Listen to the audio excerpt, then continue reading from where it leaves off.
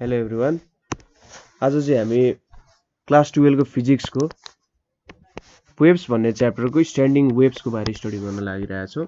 So standing और stationery wave को बारे तपाईलाई बुझ्नु मन छ भने अझै प्रिन्सिपल अफ सुपरपोजिसन भन्ने भिडियो हेर्नुस्। त्यो प्रिन्सिपलमा चाहिँ कसरी सुपर इम्पोज हुन्छ र कसरी विभिन्न वेव्सहरू कुनै ठुलो एम्प्लिट्युडको कुनै सानो अथवा जिरो एम्प्लिट्युडको वेभहरू प्रोड्युस गर्न सकिन्छ भनेर एक्सप्लेनेसन गरेको छ। सो अब स्टेशनरी वेभ भनेको चाहिँ के हो त भन्दा कुनै पनि दुईटा progressive waves of same amplitude and frequency travelling through medium with same speed but in opposite direction. ठीक छ, यिनीहरू जब के हुन्छ त सुपर इम्पोज हुन्छ। सुपर इम्पोज सो कुनै पनि दुईटा प्रोग्रेसिभ वेव्सहरू जुन चाहिँ सेम एम्प्लिट्युड र सेम फ्रिक्वेन्सीको छ, जति बेला यिनीहरू अपोजिट डिरेक्सनबाट ट्राभल गरेर आउँछन् र एकअर्कासँग मिट हुन्छन् त्यति बेला यिनीहरूले के प्रोड्युस गर्छन् त स्टेशनरी वेभ प्रोड्युस गर्छन्। जेनरली स्टेशनरी वेव्सहरू भनेको चाहिँ दुईटा एन्डमा यसरी हामीले कुनै कुरा स्ट्रिङहरू राख्यौं र यो एन्डहरूलाई चाहिँ भाइब्रेट हुन दिएनौं। ठीक छ, अरू बेला के हुन्थ्यो त हाम्रो वेभ भनेको ओपन हुन्थ्यो, अगाडिको पोइन्ट होस् कि पछाडिको पोइन्ट सबै भाइब्रेट हुन्थ्यो। तर अब चाहिँ हामीले के गर्यौं भन्दा गिटारको स्ट्रिङलाई सम्झिनु, तपाईले गिटारको स्ट्रिङमा के गरे हुन्छ त दुईटा एन्डमा यसरी के गरे हुन्छ झुन्ड्याएर राखेको हुन्छ, तन्काएको हुन्छ र के हुन्छ भने बीचको स्ट्रिङ मात्र के हुन्छ भाइब्रेट गर्न पाइरहेको हुन्छ। यो भनेको हाम्रो एउटा स्टेशनरी वेभको एक्जाम्पल हो हैन। र स्टेशनरी वेभ के हुन्छ त भन्दा जहाँनेरि चाहिँ भाइब्रेसन छ त्यहीनेरि मात्रै बस्न पाउँछ, त्यो भन्दा बेसी बस्न पाउँदैन। ठीक छ, हेर्नु त स्ट्रिङमा के हुन्छ त स्टेशनरी वेभ भनेको यो पोइन्ट भन्दा यता ट्राभल गर्न सक्दैन र यहाँबाट यता पनि ट्राभल गर्न सक्दैन, यो दुईटै पोइन्ट स्ट्यान्डिङमा छन् हैन। सो स्ट्यान्डिङ वेभ भनेको चाहिँ अर्को भनेको सपोज डिस्ट्रक्टिभ इन्टरफियरेन्स भयो भने, डिस्ट्रक्टिभ इन्टरफियरेन्स भयो भने पनि के हुन्छ त त्यहाँनेरि वेभ जिरो एम्प्लिट्युडको हुन्छ। जिरो एम्प्लिट्युडको वेभ त के हुन्छ कतै पनि ट्राभल गर्न सक्दैन। सो त्यसले पनि एउटा स्ट्यान्डिङ और स्टेशनरी वेभ दिन्छ। तर हामीले मेन फोकस गर्नुपर्ने भनेको यहाँनेरि हो। अब स्टेशनरी अथवा स्ट्यान्डिङ वेभको जुन पोइन्टहरू चाहिँ मुभ गरिरहेको हुँदैनन् तिनीहरूलाई के भन्छ त नोड्स भनेर भन्छ। ठीक छ, यो पोइन्टहरूलाई नोड्स भन्छ र म्याक्सिमम भाइब्रेसन हुने पोइन्ट्सलाई चाहिँ एन्टी नोड्स भन्छन्। ठीक छ, सपोज यतापट्टि मैले नोड्सहरू बनाएँ भने यसरी मैले एउटा स्ट्यान्डिङ वेभ्सको क्रिएसन गरेँ अरे है, यसरी स्ट्यान्डिङ वेभ्सको क्रिएसनहरू गरेँ भने अब यो बिचमा पनि यसरी वेभहरू ट्राभल गर्न सक्छन् हैन, यसरी ट्राभल गर्न सक्छन्। सो स्ट्यान्डिङ वेभमा के भयो त यो जुन पोइन्ट्सहरू छ यो पोइन्ट्सहरू नोड भयो र जुन यो म्याक्सिमम आएको पोइन्ट्सहरू छ यो सबै पोइन्ट इक्वलहरू छ नि, यो पोइन्ट्सहरूलाई चाहिँ के भन्छ त एन्टी नोड्सहरू भनेर भन्छ। सो म्याक्सिमम भाइब्रेसन हुने पोइन्ट्सलाई एन्टी नोड्स भनेर भन्छन् हैन, र मिनिमम हुने अथवा जिरो हुनेलाई के भन्छ त नोड्सहरू भन्छन्। अब यो स्टेशनरी वेभ के छ त यही स्ट्रिङमा मात्रै छ र पर्मानेन्टली एट रेस्ट छ। यिनीहरूको डिस्प्लेसमेन्ट कतै कुनै डिरेक्सनमा पनि डिस्प्लेसमेन्ट हुँदैन, यही स्ट्रिङमा मात्रै बसिरहेको छ। ठीक छ, कुरा बुझ्नुभयो होला। नो डिस्प्लेसमेन्ट, केही पनि डिस्प्लेसमेन्ट हुँदैन, बाहिरको केही पनि डिस्प्लेसमेन्ट हुँदैन र जे छ सबै कुरा यही बस्छ है। अब हामीले भनिहाल्यौँ मिनिमम पोइन्ट्सहरूलाई नोड्स भन्छ र म्याक्सिमम पोइन्ट्सहरूलाई एन्टी नोड्स भन्छ र यसलाई चाहिँ स्टेशनरी अथवा स्ट्यान्डिङ वेभ भन्नुको कारण चाहिँ कुनै पनि डिरेक्सनमा यसले ट्राभल गर्न सक्दैन। ठीक छ, स्टेशनरीको कन्सेप्ट यही हो। अब यसको हामीले म्याथमेटिकल ट्रिटमेन्ट हेरौँ, म्याथमेटिकल ट्रिटमेन्ट। सो स्टेशनरी वेभको लागि हामीले के भन्यौँ त भन्दाखेरि सपोज एउटा स्ट्रेच्ड स्ट्रिङ छ अरे है, स्ट्रेच्ड स्ट्रिङको कन्डिसन लियौँ। स्ट्रेच्ड स्ट्रिङ छ अरे, सपोज एउटा पहिलो वेभ छ y1 हैन, पहिलो वेभ y1 छ at x from origin. x भनेको चाहिँ x डिस्टेन्समा एउटा वेभ बनायौँ हामीले स्ट्रिङमा। सपोज यो स्ट्रिङ भयो भने यहाँबाट ओरिजिनबाट x डिस्टेन्समा मैले एउटा वेभ क्रिएट गरेँ। यसले के गर्छ त अब यो x डिस्टेन्समा एउटा स्टेशनरी वेभ प्रोड्युस गर्छ र यसको इक्वेसन भनेको y1 = a sin omega t minus kx भयो। ओरिजिनबाट यसको फेज डिफरेन्स अथवा पाथ डिफरेन्स भनेको x छ। सो यो इक्वेसन त तपाईले सजिलै निकाल्न सकिहाल्नुहुन्छ, लेफ्ट टु राइट छ, सो यहाँ माइनस आयो। त्यसै गरी अब हामीले अर्को वेभ लियौँ अरे, अर्को वेभ चाहिँ के गरेर लियौँ अरे भन्दा यो पोइन्टबाट यतापट्टि x डिस्टेन्समा अर्को एउटा वेभ बनायौँ अरे। ठीक छ, पहिलो वेभ चाहिँ यहाँबाट यो डिस्टेन्समा बनायौँ, सायद त्यो वेभ भनेको यसरी प्रोड्युस हुन्छ होला अर्को वेभ भनेको यहाँबाट बनायौं, त्यो वेभ भनेको चाहिँ यसरी प्रोड्युस हुन्छ। सो यो दुईटा चाहिँ के भयो त हाम्रो स्टेशनरी वेभहरु हामीले बनायौं। मैले एक्ज्याक्ट फिगर त बनाउन सकिन होला, तर यस्तै फर्ममा चाहिँ हुन्छ है। सो मैले मिडलमा लिए भने चाहिँ तपाईले एक्ज्याक्टली बुझ्नुहुन्थ्यो होला। सपोज मिडलमा लिन्छु है, मिडलमा भयो x भने, मिडल पोइन्टमा जस्तो भयो भने, अब एउटा वेभ चाहिँ यसरी फर्म भइरहेछ, अर्को वेभ चाहिँ यसरी फर्म भइरहेछ र यिनीहरु के छन् त अपोजिट डाइरेक्सनबाट ट्राभल गरिरहेछन् नि। सो यिनीहरु के फर्म गर्छ स्टेशनरी वेभ। सो मेरो अर्को y2 भयो भने त्यसको एम्प्लिट्युड a नै छ, त्यसको चाहिँ a sin omega t plus kx हुन्छ। यो मेरो इक्वेसन 1 भयो, यो 2 भयो। यो किन यस्तो भयो त भन्दा राइट टु लेफ्ट ट्राभल गरिरहेछ, सो यहाँ प्लस kx आयो भन्न सकिन्छ यसलाई। सपोज अब मेरो यो दुईटा वेभलाई जोड्यो भने डिस्प्लेसमेन्ट भनेको कति हुन्छ त y1 प्लस y2 हुन जान्छ। सो यो भ्यालु कति भयो त a sin omega t minus kx। यो चाहिँ हाम्रो by the principle of superposition है। सो यहाँनेरि a sin omega t plus kx भयो। अब a कमन लियो भने के आउँछ त यहाँनेरि sin omega t minus kx plus sin omega t plus kx हुने भयो। अब यो दुईटालाई मैले sin को फर्मुला लाएँ भने sin c माइनस d र sin c प्लस d को फर्मुला लाएँ भने के आउँछ त a into 2 sin omega t minus kx plus omega t plus kx by 2 भयो। यतापट्टि cos omega t minus kx minus omega t minus kx by 2 भयो। सो यहाँबाट के भ्यालु आयो त 2a kx काट्यो, 2 ओमेगा t भनेपछि यहाँ sin ओमेगा t आइपुग्यो र यतापट्टि ओमेगा t क्यान्सल भयो। यहाँनेरि cos माइनस 2 kx बाई 2 आयो। यसको मतलब 2 क्यान्सल, माइनस भने चाहिँ प्लस आउँछ। So 2a cos kx into sin omega t आउन गयो। अब यो भनेको हाम्रो y हो। अब y लाई कसरी लेख्न सकियो त 2a cos k भनेको हाम्रो वेभ नम्बर हो, वेभ नम्बर भनेको के हो त 2 पाइ बाइ ल्याम्डा हो। So 2 pi by lambda into x into sin omega t भयो। सरी यो x चाहिँ यही भित्रको हो है, 2 पाइ इन्टु x भयो, यही भित्र हो। अब यहाँबाट के देखिन्छ त भन्दा यो 2a cos 2 pi by lambda into x ले चाहिँ मलाई एम्प्लिट्युड दिन्छ। मेरो वेभ कति माथि उफ्रिने रहेछ त अब दुईटा चाहिँ स्टेशनरी वेभ हुँदाखेरि कति माथि उफ्रिने रहेछ भनेर दियो। sin ओमेगा t त sin ओमेगा t भइहाल्यो।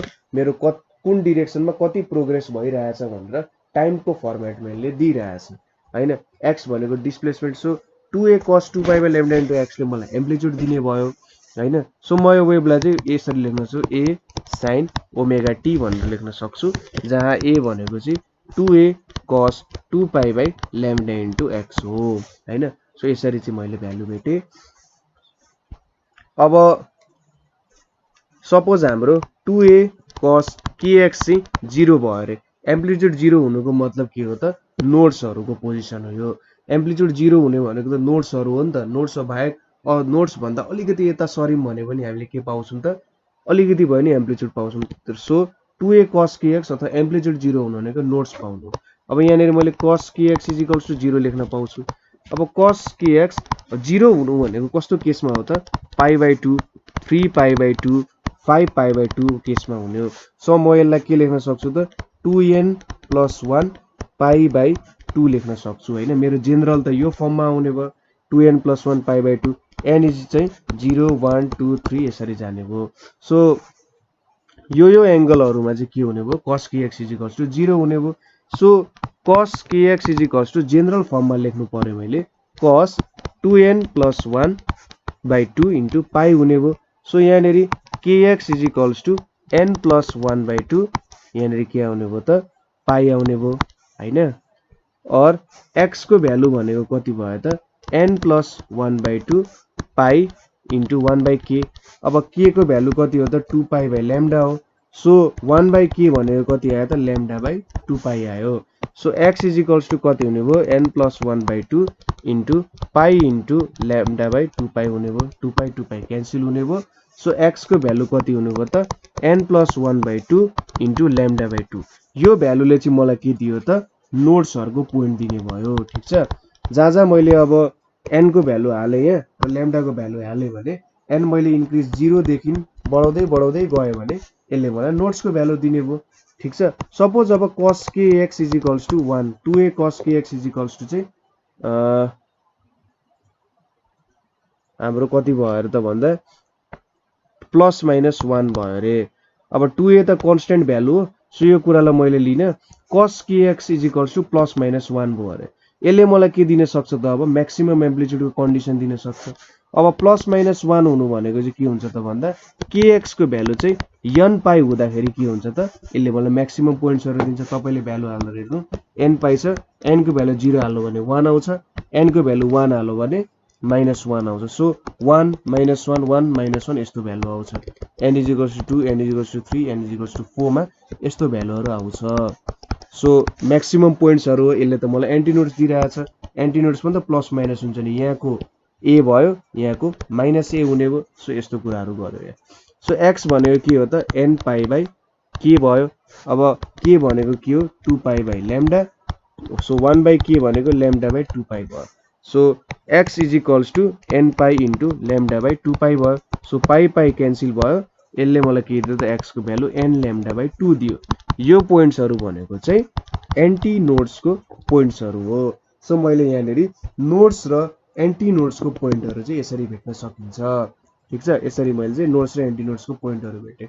यहाँ मैले 2a किन युज गरिन भन्दाखेरि 2a भनेको त जहिले पनि कन्स्टेन्ट क्वान्टिटी हुन्छ हैन, र cos kx को भ्यालु अनुसार चाहिँ मेरो डिटरमाइन हुने हो। अब cos kx को भ्यालु जे छ त्यो अनुसार चाहिँ एम्प्लिट्युड म्याक्सिमम हुन्छ कि मिनिमम हुन्छ भन्ने कुरा चाहिँ यहाँनेरि आउने भयो। सो त्यो भएर चाहिँ मैले 2a नलेखे हो त्यहाँ। सो हामीले यहाँनेरि स्टेशनरी वेभको बारे पढ्यौं। अब केही सिम्पल प्रपर्टिजहरु छ। यदि तपाईले अगाडिको क्वेशन अथवा मैले भनेको कुराहरु बुझ्नुभयो भने हाम्रो स्टेशनरी वेभ्सको प्रपर्टी चाहिँ त्यही लेख्दा हुन्छ के। तपाईले जे बुझ्नुभयो जस्तै के प्रपर्टी हुन सक्छ त दुईटा वेभ्सहरु। सो पहिलो कुरा तपाईले डेफिनेसन लेख्न सक्नुभयो।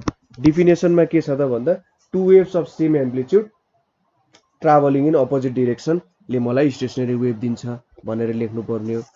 त्यसैगरी यसमा चाहिँ नोड्स एन्ड एन्टी नोड्स हुन्छ भनेर लेख्ने अर्को कुरा। नोड्सहरु भनेको जीरो डिस्प्लेसमेन्ट हो। नोड्सहरु भनेको के हो त जीरो डिस्प्लेसमेन्ट, र एन्टी नोड्सहरु भनेको चाहिँ म्याक्सिमम डिस्प्लेसमेन्ट। ठीक छ। डिस्प्लेसमेन्ट भनेको चाहिँ तपाईले सोच्नु होला अघि भर्खरै भन्दैछु डिस्प्लेसमेन्ट जीरो हुन्छ यतापटिको डाइरेक्सनमा हैन, वेभको एनर्जी ट्राभल गर्ने डाइरेक्सनमा हैन, वेभलाई भाइब्रेट गर्दाखेरि हैन, त्यो म्याक्सिमम पोजिसन र मिनिमम पोजिसन भनेको हो। त्यसैगरी अर्को भनेको नोड्स भाइब्रेट हुँदैनन् हैन। सो नोड्स बाहेक अरु वेभ चाहिँ के हुन्छ त कसरी भाइब्रेट हुन्छ भन्दा भाइब्रेट भनेको चाहिँ भाइब्रेसन चाहिँ इक्वल्स टु के हुन्छ त विथ पिरियड। सबै वेभ चाहिँ त्यो सेम पिरियडले भाइब्रेट भइरहेको हुन्छ। ठीक छ। सबैको पिरियड एउटै हुन्छ। र अरु भनेको चाहिँ के हुन्छ त हाम्रो नोड टु एन्टी नोड जाँदाखेरि के हुन्छ भने भाइब्रेसन इन्क्रिज हुन्छ ग्रेजुअली। ठीक छ। नोड टु एन्टी नोड जाँदा भाइब्रेसन इन्क्रिज हुन्छ। त्यसैगरी एन्टी नोड टु नोड आउँदाखेरि के हुन्छ त भाइब्रेसन चाहिँ हाम्रो डिक्रिज हुन जान्छ है। यो अर्को प्रपर्टी भयो। अब यसमा नो ट्रान्सफर अफ इनर्जी, किनभने हाम्रो वेभ नै डिस्प्लेसमेन्ट आउँदैन भने त्यसमा केही इनर्जीको ट्रान्सफरै हुने भएन। त्यसैगरी एडजसेन्ट नोड्स र एडजसेन्ट एन्टी नोड्स बीचको डिस्टेन्स कति हुन्छ? एडजसेन्ट नोड्स बीचको डिस्टेन्स ल्याम्डा बाइ 2 हुन्छ र एडजसेन्ट एन्टी नोडको बीच डिस्टेन्स पनि ल्याम्डा बाइ 2 नै हुन्छ। अब नोड एन्ड एन्टी नोड बीचको डिस्टेन्स चाहिँ कति हुन्छ? ल्याम्डा बाइ 4 हुन्छ। तपाईले त्यो कुरा अघिको हामीले जुन फर्मुला डेराइभ गर्यौं त्यो फर्मुलाबाट तपाईले डेराइभ गर्न सक्नुहुन्छ। त्यसैगरी सबै पार्टिकलको एक्सेलरेसन एन्ड भेलोसिटी जुन चाहिँ यदि सपोज कुनै पार्टिकलहरु सपोज मैले एउटा यसरी लिए अब यहाँ यो दुईटा पोइन्टमा एन्टी नोडहरु छन्। अब यसरी मैले लिए अरे हैन, यहाँनेर मैले स्टेशनरी वेभको क्रिएसन गरेँ। सो फेरि यहाँनेर राम्रो भएन, अलिकति सेम तरिकाको बनाउन खोज्छु है। सो यसरी बनाएँ मैले, लगभग सेम भयो। सो यो पोइन्टमा र यो पोइन्टमा, त्यसैगरी यो पोइन्टमा र यो पोइन्टमा इक्वल डिस्टेन्स अथवा ल्याम्डा डिस्टेन्समा भएको जुन पनि पार्टिकलहरू छन् तिनीहरूको एक्सेलरेसन र भेलोसिटी सेम हुन्छ। यदि तिनीहरू चाहिँ सेपरेटेड बाई ल्याम्डा डिस्टेन्समा छ भने तिनीहरूको एक्सेलरेसन र भेलोसिटी चाहिँ सेम हुने हो। सो हामीले यहाँनिर के हेर्यौँ त भन्दा विभिन्न प्रपर्टिजहरू हेर्यौँ, स्टेसनरी वेभको प्रपर्टिजहरू हेर्यौँ, त्यसै गरी यसलाई म्याथमेटिकल ट्रिटमेन्ट पनि गरेर हेर्यौँ हैन। सो हामीले यहाँनिर अब स्टेसनरी वेभको विभिन्न प्रपर्टिजहरू डिस्कस गर्यौँ। अब स्टेसनरी वेभ भनेको हामीले एकदम इम्पोर्टेन्ट कुरा हो, किन भन्दाखेरि जुन हामी म्युजिकल इन्स्ट्रुमेन्ट्सहरू हेर्छौँ युज गर्छौँ तिनीहरू चाहिँ सबै स्ट्यान्डिङ वेभ्सकै प्रपर्टी अनुसार चलिरहेको हुन्छ हैन। के हुन्छ त भन्दा हाम्रो यो स्ट्रिङ हुन्छ हैन, स्ट्रिङको इन्स्ट्रुमेन्टमा दुई साइडमा एन्ड राखेको हुन्छ, दुईटा एन्टिनोड नोड आइहाल्यो अनि यहाँनिर भाइब्रेसन गर्छ। अब यहाँ भाइब्रेसन गर्यो भने छुट्टै खालको वेभ आउँछ, यहाँनिर भाइब्रेसन गर्यो भने छुट्टै खालको वेभ आउँछ, मिडलमा भाइब्रेसन गर्यो भने छुट्टै खालको वेभ आउँछ। सो त्यही भएर चाहिँ हामीले स्टेसनरी वेभको स्टडी गर्न जरुरी छ, किनभने स्टेसनरी वेभ गरेको स्टडी गरेपछि हामीले हार्मोनिक्सको बारे थाहा पाउँछौँ। हार्मोनिक्सको बारे थाहा पाएपछि हामीले म्युजिकल इन्स्ट्रुमेन्टमा चाहिँ कसरी इन्स्ट्रुमेन्ट बजाउन सकिन्छ होला त भन्ने कुराहरू चाहिँ मजाले डिस्क्राइब गर्न सक्छौँ हैन। सो यो कुराहरू भयो। अब अलिकति हाम्रो स्टेसनरी वेभ र प्रोग्रेसिभ वेभको थोरै डिफ्रेन्सहरू छ, त्यो कुराहरू हेरौँ। सो यहाँनिर अब डिफ्रेन्सेस हेरौँ के रहेछ, comparison of stationary and progressive wave. Energy र मोमेन्टमको कुरा गर्ने हो भने हामीले इनर्जी र मोमेन्टम हेर्ने हो भने स्टेसनरी वेभमा no net transfer from one point to another point हुन्छ हैन। स्टेसनरी वेभमा केही पनि ट्रान्सफर हुँदैन, इनर्जी र मोमेन्टम केही पनि ट्रान्सफर हुँदैन। र यहाँनिर चाहिँ के हुन्छ त इनर्जी र प्रोग्रेसिभ वेभमा both move with same speed छ, ठिक छ। मोमेन्टममा पनि सेम स्पिडले मुभ गर्छ, इनर्जी पनि त आखिर त्यही भेलोसिटी त हो, भेलोसिटी त्यही भएपछि एउटा हाफ एमबी स्क्वायरले क्यालकुलेट गऱ्यौँ होला, सपोज त्यो इक्वेसनले त क्यालकुलेट गर्न मिल्दैन होला, तर पनि हाम्रो E equals to p by c होला हैन, E equals to p square by 2m यस्तो इक्वेसन हुन्थ्यो। यहाँनिर चाहिँ हामीले E equals to p square p by c यस्तै पी बाई ल्याम्डा कि पी बाई सी भन्ने एउटा इक्वेसन छ, त्यहाँबाट हामीले क्यालकुलेट गर्न सक्छौँ। दुईटैको स्पिड चाहिँ सेम हुन्छ। एम्प्लिट्युड भनेको नोडको varies from 0 at antinodes to maximum at nodes at to antinodes. र एम्प्लिट्युड के हुन्छ त यहाँको सबै पार्टिकलको एम्प्लिट्युड सेम हुन्छ।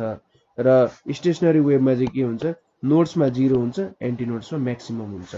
फ्रिक्वेन्सी के हुन्छ त नोड्स बाहेक अरू सबै सेम फ्रिक्वेन्सीले एक्सिलेट गर्छ। यहाँ चाहिँ सबै पार्टिकलहरू जुन जुन पोइन्टमा जे भयो पनि सबै फ्रिक्वेन्सी सबै एउटै फ्रिक्वेन्सीले ओसिलेट गर्छ। वेभलेन्थ के हुन्छ त भन्दा twice the distance between adjacent nodes, ठिक छ, twice the distance between adjacent nodes. So ठ्याक्कै एडजसेन्ट नोड्सहरू यो भयो भने दुईटा एडजसेन्ट नोड भयो भने यिनीहरू बिचभन्दा ठ्याक्कै 2 टाइम्स एडजसेन्ट नोड्सको डिफ्रेन्स। सपोज कसरी बुझाउन सकियो त भन्दा यो नोड्स भयो भने सपोज के भयो त यो नोड्स भयो, यो पनि नोड्स हो, यो सपोज डिस्टेन्स ए भयो भने ए प्लस एले चाहिँ मलाई के दिन्छ त भन्दा वेभलेन्थ दिन्छ हैन। सो यदि यो एन्टिनोड्स अथवा नोड्सै भयो भने पनि यिनीहरूको 2a चाहिँ मलाई के दिने भयो त वेभलेन्थ दिने भयो। अब यहाँनिर के छ वेभलेन्थ भनेको पार्टिकल एट सेम फेजमा भएको चाहिँ वेभलेन्थ हुन्छ। सपोज मैले यसरी अलिकति कलर देखिने होला, सपोज म अलिकति चकिलोले बनाइदिन्छु। सपोज यो मेरो वेभ भयो भने अर्को पनि यसरी बनाइदिउँ। सो यो पोइन्ट र यो पोइन्ट एउटै फेजमा भएको पोइन्ट, सपोज यो पोइन्ट पछि पनि के छ त इन्क्रिमेन्ट छ हैन। र मैले यो पोइन्ट चाहिँ किन लिन होला त, यो र यो त एउटै ओरिजिनमै छ। के हुन्छ त भन्दा यो पोइन्ट पछि अरू पोइन्ट भनेको इन्क्रिमेन्टमा छन्, तर यो पोइन्ट पछि के छ त अरू पोइन्टहरू डिक्रिमेन्टमा छन् क्या। तर जुन यो पोइन्ट छ यो पोइन्ट र यसको प्रपर्टी एउटै छ, यहाँ इन्क्रिमेन्टमा छन्। सो यो दुईटा भनेको चाहिँ हाम्रो के भयो त सेम फेजमा भएको पार्टिकलहरू भयो। त्यसै गरी मैले यो पोइन्ट र यो पोइन्ट पनि लिन सकेँ, यिनीहरूमा चाहिँ के छ यसमा पनि यसपछि पनि डिक्रिमेन्टमा छन्, यसपछि पनि डिक्रिमेन्टमा छन्। सो यिनीहरू दुईटा पोइन्ट्सहरू यो पोइन्ट र यो पोइन्टको डिस्टेन्सले चाहिँ वेभलेन्थ दिन्छ। अब फेज डिफरेन्स के छ त भन्दा सबै पार्टिकल्स आर सेम फेज हुन्छ र any other two particles same phase equal to m pi where m is the number of node between particles. र यतापट्टि के छ त फेज डिफरेन्सको फर्मुला भनेको 2 pi by lambda into x छ हाम्रो प्रोग्रेसिभ वेभमा, र स्टेसनरी वेभमा चाहिँ सबैको फेज चाहिँ लगभग सेमै छ भनेर दिएको छ। सो यो भनेको हाम्रो डिफरेन्सहरू भयो। अब हामीले यहाँनिर विभिन्न कम्पेरिजन पनि गरौँ। तपाईँले यो कुराहरू चाहिँ यसरी लेख्नुभयो भने एक्जाममा राम्रो पनि हुन्छ जस्तो लाग्छ मलाई। प्रपर्टी लेख्दै स्टेसनरी वेब र प्रोग्रेसिभ वेबको डिफ्रेन्सेसहरू लेख्नुभयो भने राम्रो कुरा होला। सो हामीले यहाँ धेरै कन्सेप्टहरूलाई कभर गरेका छौँ। सो कतै बुझ्नु भएन अथवा कतै कन्फ्युजन भयो भने हामीलाई सोध्नु होला। अझै केही एक्स्ट्रा कुरा बुझ्न मन लागेको छ भने पनि हामीसँग जे होस् कुरा गर्न सक्नुहुन्छ। So thank you for watching.